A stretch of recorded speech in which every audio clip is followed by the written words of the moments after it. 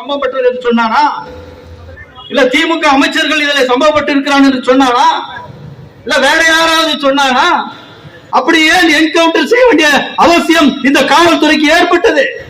ஆக இப்படிப்பட்ட முரண்பாடுகள் தான் பாதுகாத்தான் என்று சொல்லவில்லை. ஆம்ஸ்டாங் என்னை படிக்க வைத்தார், ஆம்ஸ்டாங் என்னை படிக்க வைத்தார், என் குழந்தையை படிக்க வைத்தார். இப்படித்தான் எல்லோரும் பேசினார்கள், எல்லோரும் கதையினார்களே தவிர எங்களுக்காக சண்டை போட்டார் என்று சொன்னார்களா? நான் இங்க முற்போக்கு சக்திகளை தான் சொல்கிறார்கள். கேவலமாக இருக்கிறது.